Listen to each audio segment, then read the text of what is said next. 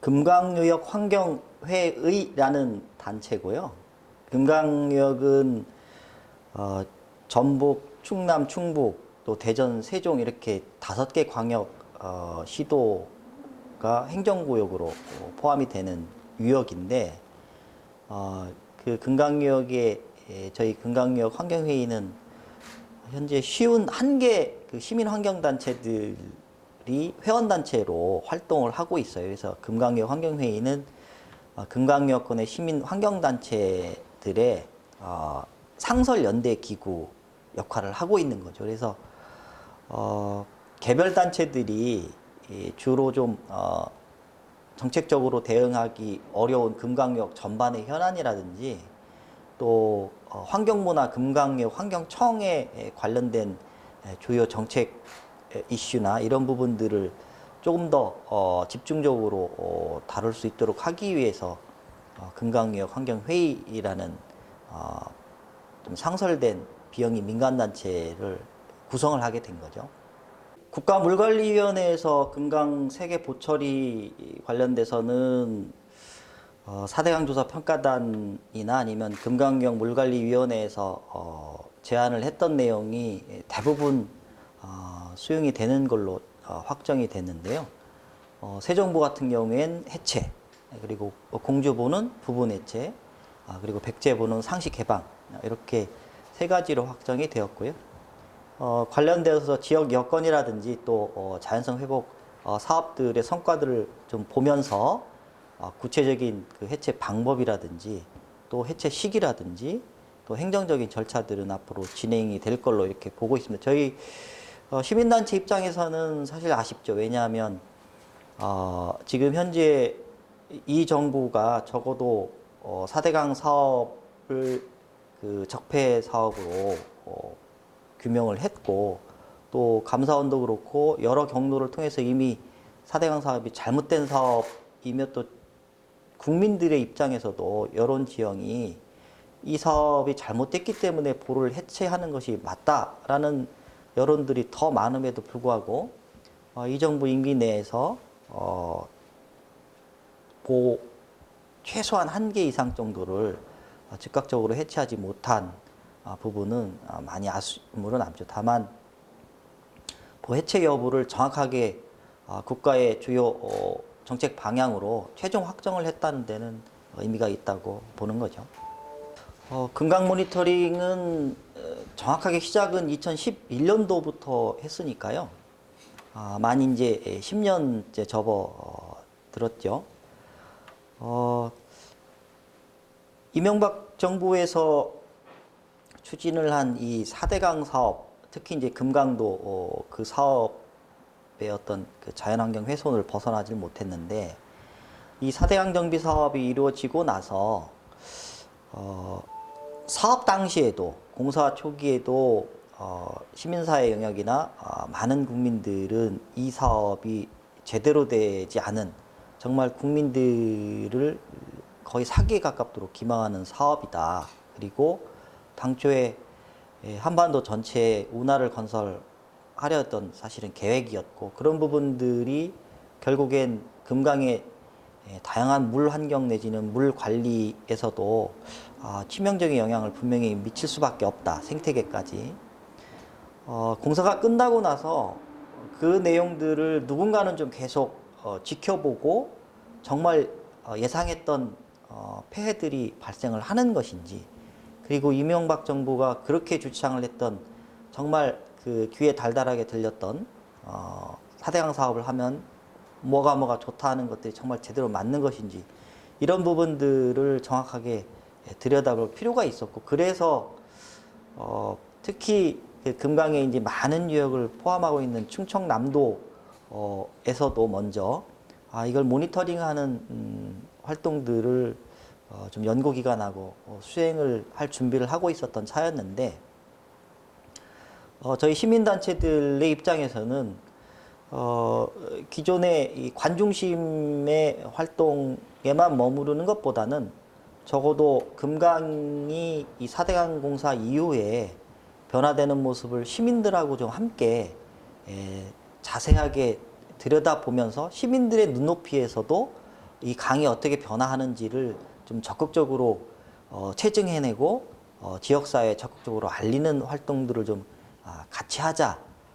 이렇게 요청을 드렸고 마침 이제 이런 제안들이 다행히 받아들여져서 금강 모니터링을 충남도 초창기에 충남도와 또 충남연구원 또 금강역 환경회의와 또 주요 회원단체들이 각 공사 구역별로 맡아서 모니터링을 시작하게 됐고요. 아마도 금강보처리가 해체나 또 부분 해체나 상시 개방 이런 부분들이 다른 어느 4대강 다른 유역보다 일찌감치 상시 개방이 됐고 보처리에 대한 부분에 결정을 하는 데 있어서도 상대적으로 다양한 그 모니터링 결과들을 우리가 채용을 해서 적극적으로 활용할 수 있었던 건 아마도 금강역은 그 10년에 걸친 모니터링 활동 성과들을 통해서 4대강 사업이 정말 금강의 생태계 환경을 망치는 것들이 여실히 증명이 됐고 또 한편으로 보를 개방을 하는 순간부터 이미 이 금강의 다양한 생태계나 자연성들이 서서히 회복되는 조짐들이 목격되기 시작했다는 것들이 증명이 될 수 있었던 그런 사업들의 일환이 바로 모니터링이었고 금강 모니터링의 가장 큰 성과 중에 하나라고 생각이 됩니다. 실제 보호 상시 개방은 2017년도에 문재인 이 정부가 이제 취임이 되면서 대통령의 업무 지시로 보를 상시 개방을 해서 살펴라 이런 업무 지시가 있었고요. 그리고 나서 한 달인가요?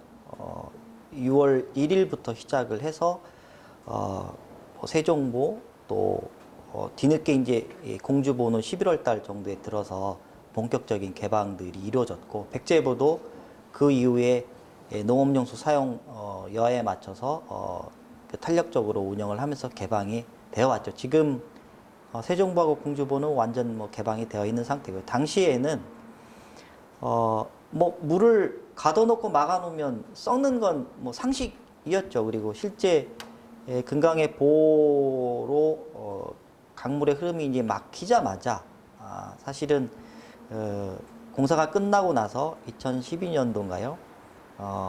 겨울에 근 60만 마리에 가까운 뭐 행정에서는 30만 마리라고 이야기는 하고 있지만 백제보 물고기 집단 폐사가 일어났죠.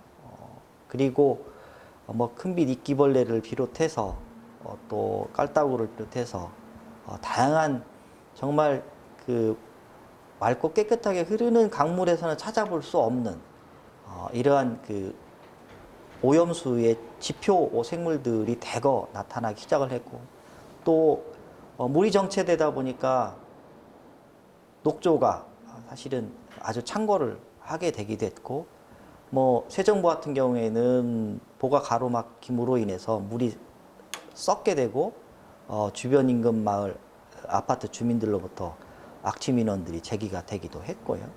또 공주보 같은 경우에는 결국엔 이제 물이 가로막히니까 썩게 되고 또 그 물을 활용할 수 있는 방안들을 그 정부에서는 뭐 도수로나 여러 가지 경로들을 통해서 물을 이용하고자 했지만 실질적으로는 오히려 썩은 더러운 물을 오히려 깨끗한 유역에 쏟아내는 이러한 것들의 문제 제기가 많이 있었죠. 그래서 강을 되살리기 위해서는 보를 상시 개방을 하고 또 보 해체를 즉각 좀 결정을 해야 된다라는 주장들이 많이 제기가 됐죠.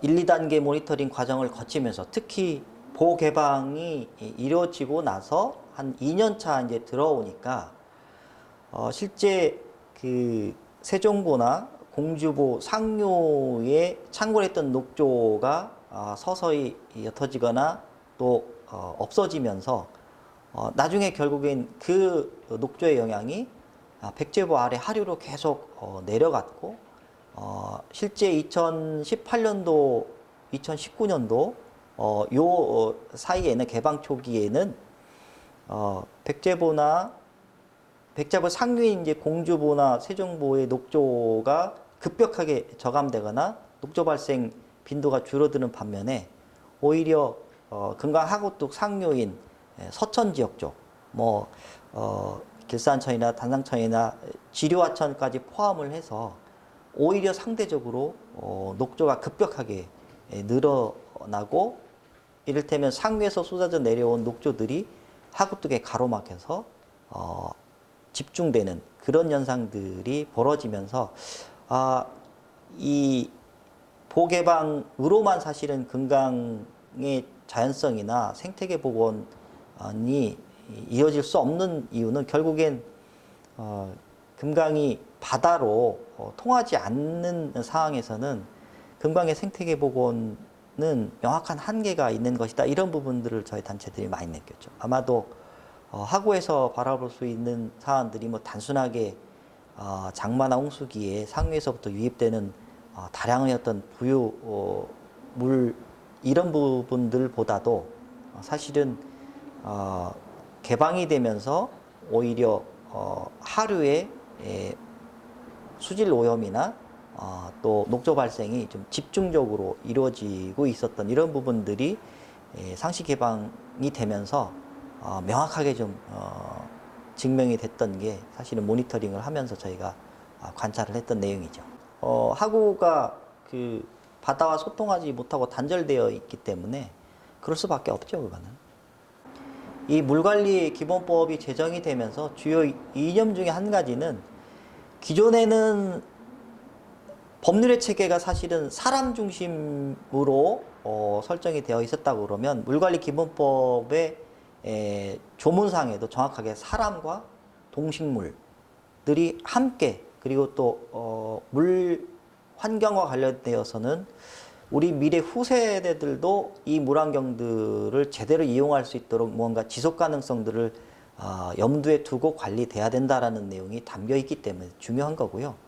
그보다 이제 더 큰 영향을 미치는 건, 현재 우리나라 그 물 환경이나 물 관리에 관련된 다양한 법률이 있습니다. 뭐 상수도도 그렇고 하수도도 그렇고 또 하천과 관련된 다양한 법정 계획들도 그렇고, 물론 관련된 법률들도 그렇고요. 뭐 최소한 한 20개 이상 정도의 법률이나 관련된 법정 계획들의 최상위 계획으로 물관리 기본 계획들을 설정하도록 이 물관리 기본법이 정하고 있습니다. 결국 그 이야기는 물관리 기본법에 의해서 이제 수립이 되는 뭐 국가 물관리 기본 계획이나 또 금강 유역 같은 경우에 유역 물관리 종합 계획, 이런 부분들이 수립이 되면 결국엔 물관리 기본법이 상위법이고 최고의 법률이기 때문에 모든 물 관련된 법률과 관련된 또 뭐 지자체나 정부나 아니면 공공기관들과 연관되어 있는 수많은 물 관련된 법정 계획들이 이 국가 물관리 기본 계획이나 유역의 물관리 종합 계획하고 부합이 되는지 안 되는지를, 이를테면 물관리 기본법에 의해서 구성이 되는 국가물관리위원회나 금강유역 물관리위원회가 단순하게 그냥 자문하고 의견을 듣는 정도가 아니고 심의 의결을 하도록 되어 있습니다. 결국엔 물 관련된 제반의 모든 사안들이 물관리 기본법에 의한 기구들에 의해서 최종 심의 의결을 받을 수밖에 없고, 반드시 받아야만 어떤 계획들을 결국엔 실행할 수 있는 필요 충분 조건이 되는 사안이기 때문에 결국엔 그런 내용들을 전체적으로 규정안에 담고 있는 법률이기 때문에 이게 물관리 기본법이 중요합니다. 그래서 단순하게 그냥 수질과 수량이 통합됐다 이렇게 단순하게 바라볼 게 아니고, 우리 일상생활에서 물과 관련된, 사실은 물은 뭐 모든 그 유역 환경에 다 영향을 미치는 거죠. 그렇기 때문에 이 내용들이 담겨져 있는 물관리 기본법에 의한 다양한 활동들을 유역의 구성원인 주민들께서도 사실 예의주시를 정확하게 좀 많이 해주셔야 되는 게 필요한 거죠. 금강역 물관리 종합계획 안에는 원래 우리강 자연성 회복도 그렇고 국가물관리 기본계의 어떤 기조의 내용도 우리강 자연성 회복 구상의 기초에서 토대를 두고 이런 내용들인데 그 내용 중에 한 가지가 강하고의 어떤 그 하천의 연속성 이런 것들을 회복하는 게 주요한 한 내용으로 들어 있습니다. 결국엔 단절되어 있는 어떤 강의 대형 내지는 중소규모의 다양한 인공 구조물들을 걷어내는 일. 또 뭐 금강하구 같은 경우에는 금강하구 생태계 복원을 위해서 기수역을 복원하려면 어떤 준비를 해야 되는 것인지, 실제 대안으로 나설 수 있는 것들은 어떤 안들이 있는 건지, 이런 다양한 검토들도 유형물관리 종합계획의 어떤 내용 안에 포함이 돼서 운영이 되고 있기 때문에 사실은 뭐 상류나 중류나 하류 할 것 없이 사실은 유역 주민들의 실생활에 모두 직결되어 있는 내용들이 포함이 되어 있죠. 뭐 금강하고 관련된 부분은 저희 금강유역 환경회의에서도 지난해도 그렇고 또 연전에도 그렇고 금강하고 생태보건과 관련된 어떤 그 지역 조직들을 뭐 구성을 하는 과정이나 아니면 또 생태계 보건과 관련된 토론회는 충남과 전북, 충북 이런 구분 없이 사실은 권역별로 토론회들이 그동안 계속 이루어져 왔습니다. 그래서 적어도 금강하고 생태계 보건과 관련된 부분들은 이제 뭐 유형물관리 종합계획에서 다루고 있기 때문에 중요하다는 것보다도 실제 금강의 생태계 복원이나 자연성 회복이 사실 중요한 알맹이 중에 한 가지죠. 결국엔 금강하고를 통해서 금강의 어떤 민물이 바닷물과 만나고 결국엔 이런 기수역이 조성이 되면서 금강에서 지금 사라져간 어떤 우리가 익히 알고 있는 황복도 그렇고 뱀장어도 그렇고 웅어도 그렇고 저희가 잘 알고 있는 이런 참개도 그렇고 이런 다양한 어떤 기수역 어종이나 넘나드는 이런 생태계가 이제 회복되는 게 사실 가장 중요한데, 이런 부분들을 위해서는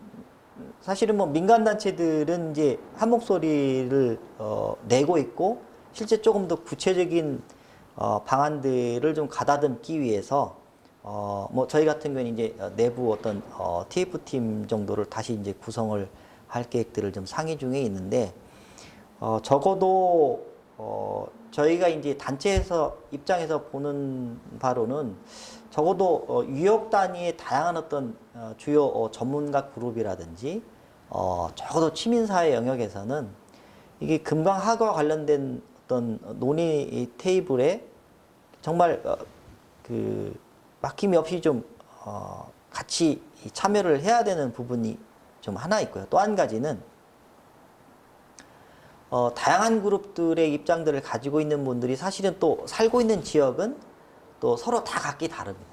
그렇지만 저희들 단체에서 바라보는 입장에서는 적어도 금강의 전체였던 유역의 생태계를 복원하고 자연성들을 회복한다는 입장에서 금강하거나 아니면 다양한 어떤 현안들을 바라봐야지, 이게 내가 속해 있는 조직, 또 내가 살고 있는 어떤 지역, 이런 부분들의 입장만 그냥 강변을 해서 고수하려고 하는 걸로 해서는 사실은 금강을 되살릴 수 없습니다. 그래서 오히려 다양한 입장들을 좀 끄집어 내놓고 어떤 방안들이 더 합리적이겠는가, 그리고 실제 현실적으로 부딪히는 어떤 그 한계나 문제점이나 아니면 해결을 해야 될 어떤 요점들이나 사안들은 그럼 그걸 해결하기 위해서 어떻게 서로 협력을 하면 좋겠는지, 또 필요한 예산은 어떻게 조달을 하면 좋겠는지,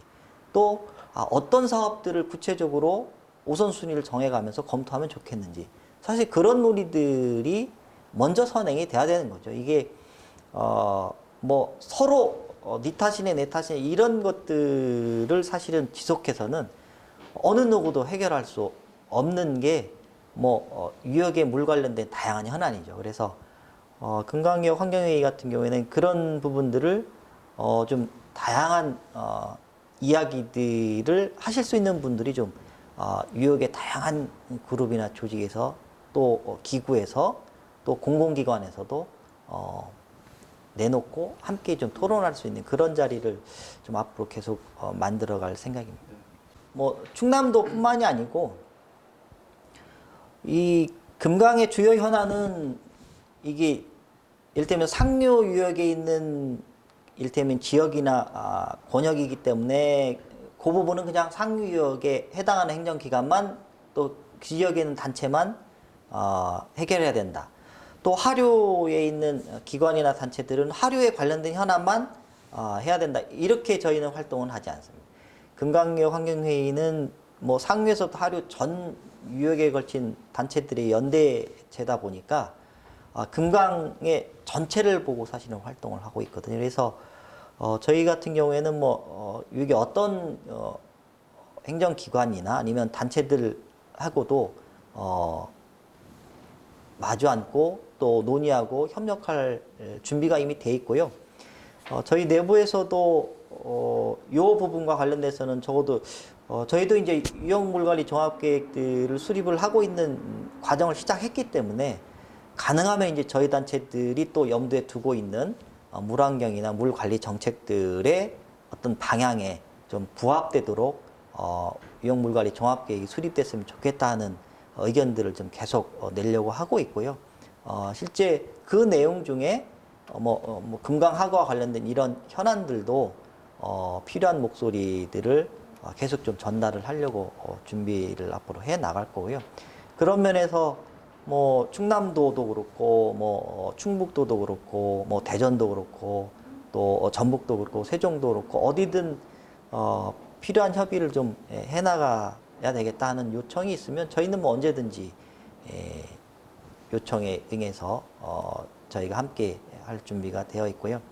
저희 시민단체 입장에서 보기에는 뭐 어떤 행정기관 중심 내지는 특정 어떤 부처 중심으로 사실 이 계획들이 수립이 되면서 그냥 아무런 어떤 그 타당성 검증이라든지 또 계획의 어떤 의견 수렴 과정 없이 진행되는 거에 대한 문제 제기를 이거는 해야 되겠다 해서 저희가 성명서를 좀 냈던 거고요.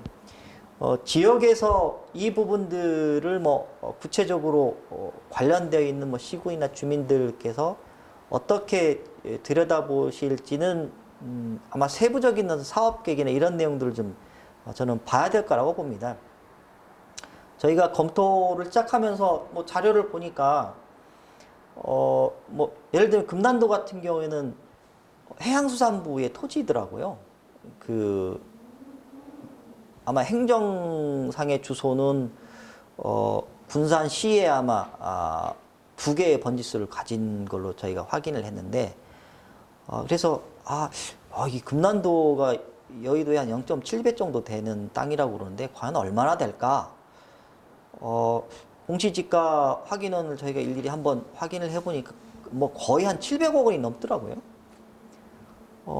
그런데 금난도 개발과 관련된 한쪽의 사업은 근 한 4천억 원이 넘고 또 어느 한쪽의 사업은 금난도의 절반 시세보다도 안 되는 일테면 사업비만 투여되는 거고 그 내용도 자세히 사실 들여다보면 결국엔 그 지방자치단체들이 해야 되는 사실 지역 재개발 사업이거든. 낙후 되어 있는 지역들을 어떻게 하면 재개발할 것인가 하는 사업인데 저희들의 입장에서 이렇게 보는 시각의 한쪽은 그거를 이를테면 해양수산부가 나서서 재개발 사업을 해양육성 사업이라고는 하지만 사실은 그 알맹이를 들여다보면 해양육성과 관련된 내용도 사실 별로 없거든요.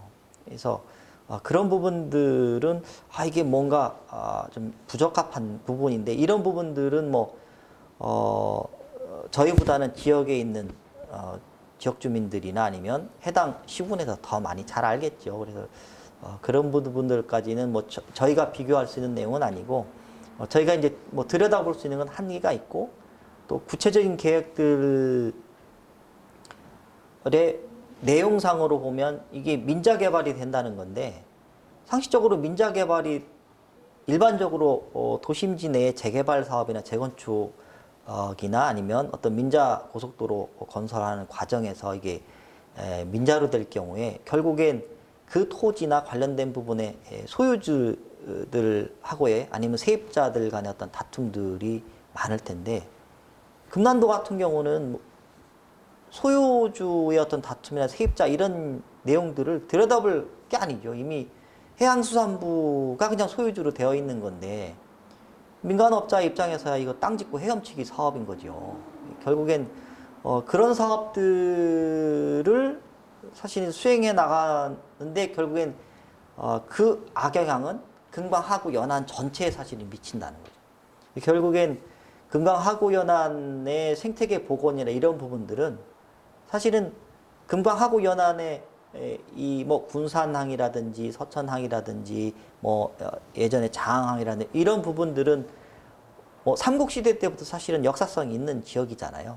또 실제 수산업으로도 상당히 그 각광을 받았던 지역이고요. 그러면 오히려 그런 수산업들을 다시 좀 부흥할 수 있는 좋은 여건들을 사실은 더 활용을 해야 되는 게 맞는 것인지, 이게 금강하구나 주변 갯벌이 전 세계에서도 주목하고 있는 철새의 어떤 도래지이기도 하고 이동 경로인데, 그런 부분들을 사실은 뭐 하다못해 뭐 짚라인부터 포함해서 다양한 어떤 유흥 유락 시설들로 개발이 된다고 그러면 결국엔 저희가 알고 있기로는 뭐 해양수산부도 그렇고 지역의 어떤 광역 단체들도 추진하고 있는 뭐 해양갯벌 보전이라든지 또 자연문화유산 뭐 등재 어떤 신청이라든지 이런 것들의 기본적인 정책 방향하고는 전혀 맞지 않는, 반대되는 개념인 거거든요. 저는